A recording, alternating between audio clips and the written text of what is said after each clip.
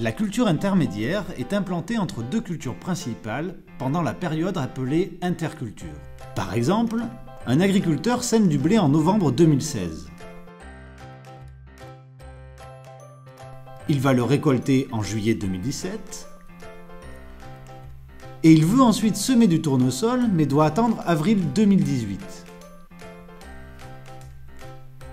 Il sème donc une culture intermédiaire juste après la récolte du blé et il va la détruire peu de temps avant le semis du tournesol. La culture intermédiaire n'est donc pas destinée à la production de graines ou de fourrage, mais d'un point de vue agroécologique, elle vise à rendre des services au système agricole et plus largement à la société. On parle donc de culture intermédiaire multiservice ou SIMS. Les molécules d'azote présentes dans le sol et dans la culture principale risquent d'être perdues durant la période hivernale de drainage, par un phénomène appelé lixiviation. Le premier service rendu par les SIMS est donc de limiter ces pertes d'azote. Les cultures intermédiaires vont capter les molécules d'azote, qui ainsi ne seront pas entraînées vers les nappes et les cours d'eau par les précipitations.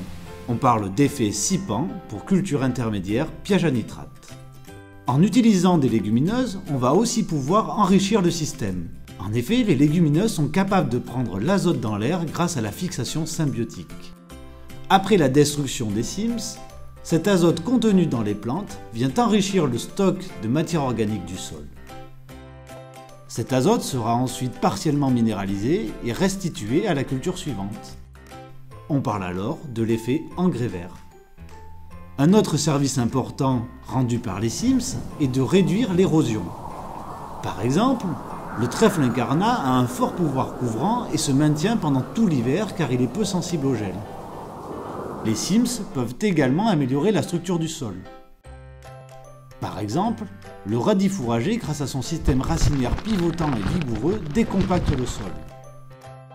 Les SIMS peuvent aussi permettre d'améliorer la biodiversité, en attirant des pollinisateurs quand on choisit des espèces mellifères comme la facélie. Les SIMS sont donc un levier de l'agroécologie, et l'agriculteur doit choisir les bonnes espèces en fonction des services recherchés, de son système de culture, de ses sols et du climat.